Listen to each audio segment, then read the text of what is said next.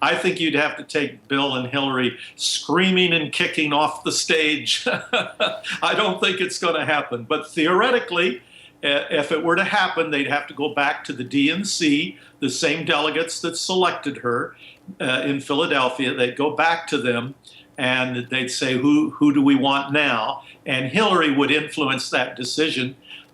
She could name who she wanted. Most of those delegates are heavily invested in her, and they're handpicked, many of them by her. So she still has the power. Yes, I mean, even if, like, just, for argument's sake, even if they were going to replace her, I mean, I would imagine, I can't see somebody like Joe Biden. There seems to be some animosity there between Hillary Clinton and Joe Biden. Even if she were on her deathbed, I still think that she would fight it. The only person that I could see is maybe Elizabeth Warren.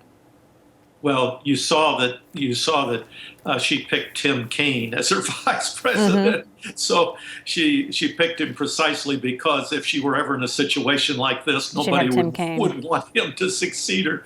So yes, I think that Elizabeth Warren got bluffed out of this whole thing. I was saying 2 years ago she would be president if she got in, and somehow Hillary and the powers that be were able to convince her to stay out of it, because now it's very clear if she'd have gotten in it, she'd have won the nomination and probably the White House. Yeah, she had a higher approval rating than Hillary Clinton. And I think one time, if memory serves, they tried polling her against Donald Trump, and this was in the very early days of the primary. But if memory calls, they polled her against the top 3 Republican candidates, and she did incredibly well, to the point where I was sort of in the same boat that you were, thinking, oh my gosh, we don't want this woman to get the nomination. And she got outmaneuvered by Clinton.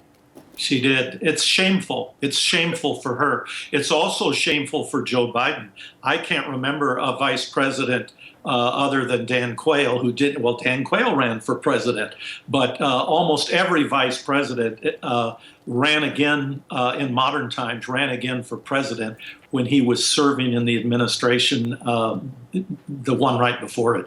It's unheard of. Dick Cheney was the only one that I know of in modern times who didn't run, and he had health issues. So it's pretty shameful. It's pretty clever that Clinton was able to bluff these people out from getting in, because Bernie Sanders almost beat her. Bernie Sanders. So right. Any one of them, Biden or Warren, could have taken her out. Yeah. Do you think that was Biden's own choice?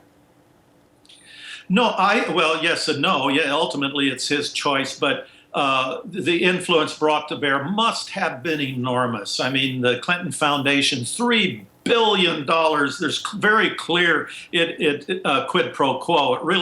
It really bugs me when I hear people on TV saying there's no quid pro quo. I can point to dozens of quid pro quo that are as clear as the nose on your face. So there were a lot of people in America who've been benefiting by the last 2 presidencies, and they don't want that to end. And they've made it clear that Hillary was their choice, and she telegraphed very early that the Lannisters pay their debts.